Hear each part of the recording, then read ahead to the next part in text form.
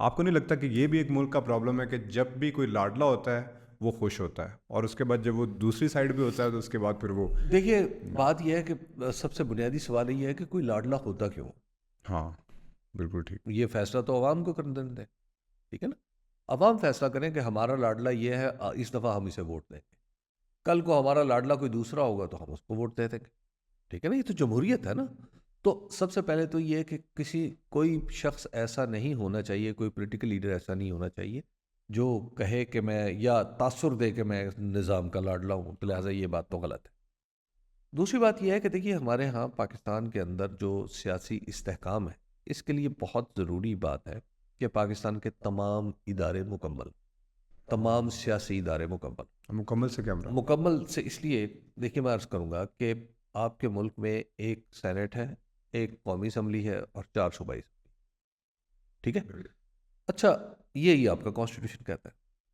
ये बताइए कि क्या दुनिया में सिर्फ ऊपर से निज़ाम ठीक होता है या नीचे से भी ठीक होता है? नीचे से भी होता है। मैग्ना कार्टा को अगेन मैं आपको रेफर करूंगा कि हम्म, मैग्ना कार्टा के बाद जब पार्लिमानी बालादस्ती की वहां तहरीक चली, तो वो दरअसल अकेली तो नहीं थी, उसके साथ दो तहरीकें थी। लोकल गवर्नमेंट की तहरीक भी यस, उतनी ही स्ट्रांग बिल्कुल थी, ऐसे ही, बिल्कुल ऐसे ही। ठीक है ना। तो जब तक पाकिस्तान के अंदर एक मजबूत लोकल गवर्नमेंट नहीं होगी, और फिर उसके साथ दूसरे अलग ये सूबाई असम्बलियाँ और कौमी असम्बली नहीं होगी, उस वक्त तक आपके मुल्क में बिला वजह एक अदम इस्तेहकाम रहेगा। अब उसकी वो क्यों होता है, उसका सबब यह है एहसन, कि तुम अगर देखो कि एक आदमी है, वो 1.5 लाख वोट लेके वो एमएनए बनता है, जी।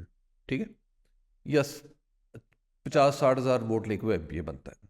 उसके नंबर 2 में कितना फर्क होता है, बिलबुम 10 हज़ार, 12 हज़ार का, तो ऐसे ऐसे ज़्यादा नहीं होता। 15 हज़ार का, ठीक है ना। बहुत कम अक्सर। ऐसे है कि जहाँ पे 40-50 हज़ार हाँ, का फर्क बिल्कुल। होगा। लेकिन अगर कोई शख्स 1.5 लाख वोट लेके जीत रहा है और उसके नीचे किसी दूसरे ने 1 लाख लिए हुए हैं, तो हाँ, वो भी कम वोट तो नहीं बिल्कुल है, ऐसे ही। ठीक है ना। अब आप वो जो दूसरे नंबर पे आने वाला शख्स है, वो क्या करेगा अगले 5 साल? वो सिर्फ यही चाहेगा ना यस। कि मैं इसको हटाऊं हटाऊं। हाँ, और इसकी जगह खुद आ जाऊं। बिल्कुल ऐसे ही। तो आप ये क्यों नहीं करते कि पाकिस्तान के अंदर हर ज़िले में, हर तहसील में एक लोकल बॉडीज का सिस्टम हो, कि जिसमें वो शख्स जिसने 1 लाख वोट लिए हैं, इसका मतलब है उसके वोट तो मौजूद हैं, बिल्कुल ऐसे तो ही। उनको सिस्टम के अंदर एडजस्ट कर दें आप लोकल बॉडीज के इलेक्शन के जरिए। बिल्कुल ठीक। अच्छा, अब पॉलिटिकल पार्टीज ये क्यों नहीं करती? पॉलिटिकल पार्टीज इसलिए नहीं करती कि ऐसी सूरत में तो नई और रियल लीडरशिप पैदा होगी। बिल्कुल ऐसे ही है। जब रियल लीडरशिप पैदा होगी, तो खतरे तो में वो पड़ जाए। किसी खानदान को क्यों मानेगी, बिल्कुल ठीक। ठीक है ना। जब खानदान को नहीं मानेगी, रियल लीडरशिप होगी, लोगों से वोट लेके आई होगी, तो वो क्यों कोई कहेगा कि जनाब मैं खैरपुर में वो करूंगा जो जरदारी साहब कहेंगे, यस। या मैं लाहौर में वो करूंगा जो नवाज शरीफ साहब कहेंगे, या मैं पेशावर में वो करूंगा जो मुझे इमरान खान साहब कहेंगे। जी। और अगर आप मजबूरी तौर पर देखें तो इन तीनों बड़ी पॉलिटिकल पार्टीज में से सिर्फ एक ही पार्टी है जिसका रिकॉर्ड इस हवाले से कुछ बेहतर है, वो है पीटीआई। और एक ही लीडर है जो समझता है कि नहीं, मुझे एम्पावर करना है, वो इमरान खान है। जी। जब इमरान खान साहब वजीर आजम थे, तो मैं एक दफ़ा इनसे मिलने गया, इन्हीं के कहने पे, और बुलाया इन्होंने, तो बिल्कुल। उनसे मैं मिलने गया, तो मैंने उनसे पूछा कि आप इलेक्शन क्यों नहीं करवा रहे पंजाब में, बल्दियाती इलेक्शन। जी। तो मुझे इमरान खान साहब ने कहा कि, कहने लगे कि यार मैं इस बात पे बिलीव करता हूँ कि पाकिस्तान आगे बढ़ ही नहीं सकता बगैर लोकल गवर्नमेंट के। तो खैबर पख्तूनख्वा में तो मैं करवा रहा हूँ, पंजाब में मुझे इर्द गिर्द उन्होंने कुछ लोगों के नाम जी, लिए, अब क्या उनका कोई बिल्कुल। नाम ले, ये लोग इलेक्शन नहीं करवाने दे रहे, ये अच्छा। समझते हैं हम हार जाएंगे। तो बिल्कुल इमरान ठीक। खान साहब ने कहा, मैंने उनका इमरान खान साहब ने कहा कि मैं इन्हें समझाता हूँ, और वो लोग पास बैठे थे, जी। कि मैं इन्हें समझाता हूँ कि हार भी गए तो कुछ नहीं होगा। अच्छा, उसके बाद फिर वो उन्होंने खैबर पख्तूनख्वा में इलेक्शन करवाए। खैबर पख्तूनख्वा में जब इलेक्शन करवाए, तो आपको याद होगा पहले मरहले में पाकिस्तान तहरीक इंसाफ हार गई थी। हार गई थी, बिल्कुल ऐसे ही। तो मैंने उस पर मैं उस ज़माने में जिस इदारे में काम करता था, जी। उनका अपना अखबार भी था, तो मैंने उस ठीक। वक्त कॉलम लिखा कि इमरान खान हारा नहीं। तो मुझे उन्होंने कहा कि भाई, मैंने उन्हें ये कहा, उस कॉलम का आर्गूमेंट ये था कि इमरान खान साहब जिस बात पे बिलीव करते हैं, उन्होंने वो करके दिखा दी। वादा पूरा चाहे करते हैं। पार्टी उनकी हार गई है, बिल्कुल ठीक। नुक्ता नज़र नहीं हारा, हाँ, वो मजबूत हो गए। बिल्कुल ठीक। खैर, उसके बाद उनमें कुछ हौसला पैदा हुआ कि हम शायद पंजाब मैं बड़ा उसका वकील था, जी मुअय्यद था, तो ऐसा नहीं था कि इमरान खान साहब को मैं मशवरा देता था, मैं तो लिख ही सकता था या बिल्कुल बोल ऐसे ही सकता है, था। बिल्कुल ऐसे ही है। तो आहिस्ता आहिस्ता मुझे लग रहा था कि हालात जो है वो उस तरफ जाएंगे, लेकिन फिर यहाँ पे आपको पता है कि जो हुआ तो वो सबके सामने। बिल्कुल ठीक। वैसे ये उस पंजाब में भी वो इलेक्शन करवा देते तो इनकी पोजीशन काफ़ी स्ट्रांग हो जाती, मे भी हार जाते, लेकिन वही आपकी वाली बात कि नुक्ता नज़र के ऊपर जो है ना वो जीत जाते हैं। देखिए आप इसको एक और एंगल से जी देखिए, हम और इंडिया इकट्ठे आज़ाद हुए। बिल्कुल ऐसी है, मैं भी उसी के बारे में सोच रहा इंडिया में क्या हुआ, इंडिया में भी लोकल बॉडीज को कोई अहमियत नहीं दी जाती। था। ठीक है। जब आपको याद है ना 90 की मनमोहन सिंह की तकरीर, जिसमें पार्लियामेंट में उन्होंने कहा कि हम बर्बाद हो चुके, बिल्कुल ऐसे ही। हम आगे बढ़ेंगे, इस सूरत में आगे बढ़ेंगे। जी तो आपको पता है जहाँ मौशी इस्लाहात हुई थी वहाँ एक पॉलिटिकल रिफॉर्म भी हुआ था। वो ये था कि उन्होंने 72nd या 73rd में जो उनकी अमेंडमेंट थी ठीक है। कॉन्स्टिट्यूशन में, ये लिख दिया कि जनाब बल्दियाती इलेक्शन हुआ करेंगे, इतनी मुद्दत के बाद होंगे, ऐसे होंगे, ऐसे होंगे, ऐसे होंगे। ठीक है, उन्होंने उसको कॉन्स्टिट्यूशन का हिस्सा बना दिया। हमने तो 140A डाला हुआ ना एक, बिल्कुल जी हमने नसीहत ही की हुई है ना, नसीहत की हुई है बस, बिल्कुल ऐसी। ठीक है, उस पर कोई कोई पाबंदी नहीं लगाई, ज़रूरी नहीं है अमल दरामद ज़रूरी उस पे, नहीं है। बिल्कुल अच्छा, अब वो नसीहत के मुकाबले में उन्होंने इसको लाजमी करार दे लाजमी दिया। करार, जी जब पॉलिटिकल गवर्नमेंट ऊपर बनती है, उसके साथ फिर एक पॉलिटिकल रिस्पॉन्सिबल गवर्नमेंट छोटी जगह पे बनी, पंचायतें बनी, डिस्ट्रिक्ट गवर्नमेंट्स बनी, व्हाटएवर, जी। तो उसका नतीजा क्या हुआ कि पैसा ऊपर से आया, नीचे तक लगा, ट्रिकल डाउन तो हुआ। ट्रिकल डाउन हुआ, तो इंडिया ने जंप किया। बिल्कुल ऐसे ही है, बिल्कुल। ये आपके सामने हुआ ना। यस बिल्कुल। मैं चाइना गया, तो चाइना में मुझे एक साहब वो उन्होंने कहा जी कि मैंने उनसे इंटरेस्ट जाहिर किया कि मुझे आपकी पोर्ट का सिस्टम भी ज़रा हमें बताएं, कि क्योंकि हमारी जो पोर्ट्स है ना, हमारी तो एक ही पोर्ट है, 2 पोर्ट्स हैं, दोनों कंजेस्टेड रहती हैं, बिलखसूस कराची पोर्ट। तो अब उन्होंने कहा कि अच्छा इसके लिए तो आपको शंघाई लेके चल। वो हमें शंघाई ले गए, तो शंघाई में जिस तरह का ये आपका ऑफिस है ना, जी तो इस तरह के एक दफ्तर में वो ले गए, जिसमें बाहर बिल्कुल जैसे आपका ऑफिस बड़ा सीरीन सा लगता है ना, इसी तरह का ऑफिस, कोई रश नहीं, कोई लोग नहीं, अंदर चंद लोग और चंद तस्वीरें लगी हुई पोर्ट। मैंने उनसे कहा ये आप क्यों लेके, हम कहे आप आपको बताते हैं, हम आपको सिस्टम तक दिखा। अंदर लेके गए, तो अंदर गए तो वहाँ पे जिस तरह की टेबल पे हम आमने सामने बैठे हैं, जी। ऐसा इस तरह की चंद टेबल्स थी और उस पर चंद कंप्यूटर्स रखे हुए थे, और कहते जी ये है हमारा पोर्ट ऑपरेशन। वहाँ से पोर्ट कंट्रोल हो रहा है। मैंने कहा जी ये कैसे कंट्रोल हो रहा है?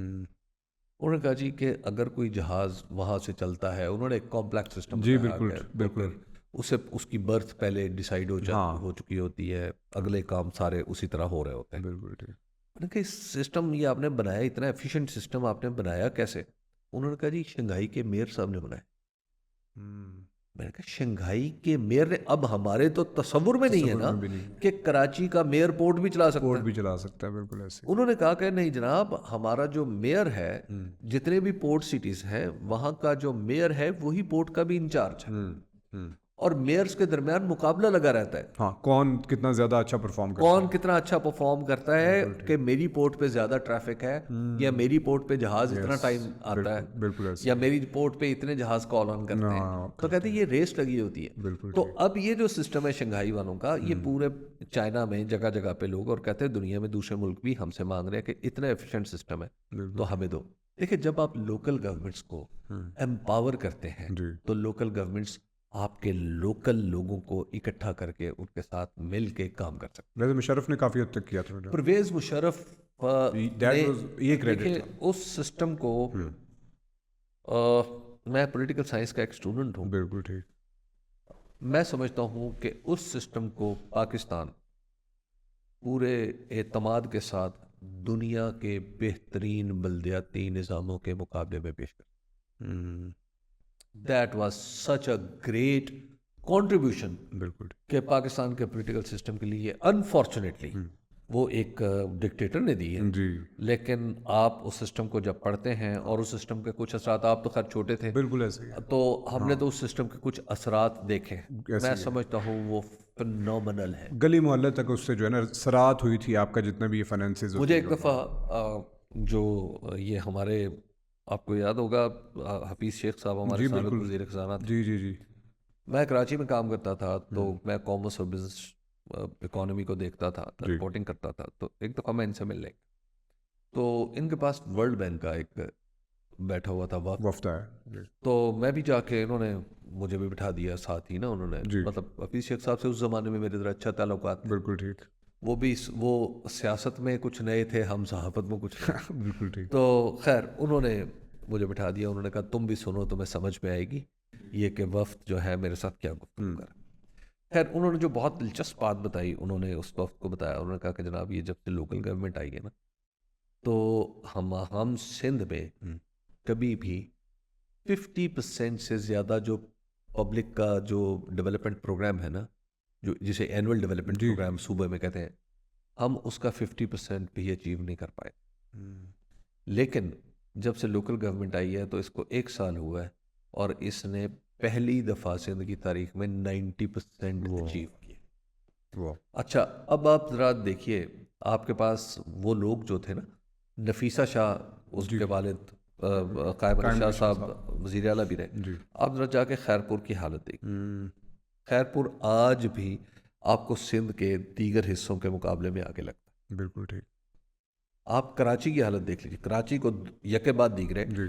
नेमतुल्लाह खान और मुस्तफ़ा कमाल मिले, जी। और उन्होंने वो कराची शहर को एक दफ़ा बदल दिया। मैंने तो वो कराची भी देखा है ना, मैं तो उस वक्त कराची में काम करता था कि जिस तरह नेमतुल्लाह खान साहब ने कराची को बदला, जी। और जिस तरह जमात इस्लामी कराची की टीम ने उनके साथ काम किया, वो कमाल था। हाँ, डेवलपमेंट बहुत हुई। डेवलपमेंट बहुत की। फिर इस तरह मुस्तफ़ा कमाल साहब ज़रा औखे ज़्यादा हो जाते जी, थे। जी, जी, बिल्कुल ठीक। इनका मिजाज बड़ा जल्दी जारहाना और बरहम हो हाँ, जाते थे, हाँ। लेकिन बहरहाल काम इन्होंने काम किया। काफ़ी हुआ, काम बहुत तो हुआ। लिहाजा अब लाहौर में जी।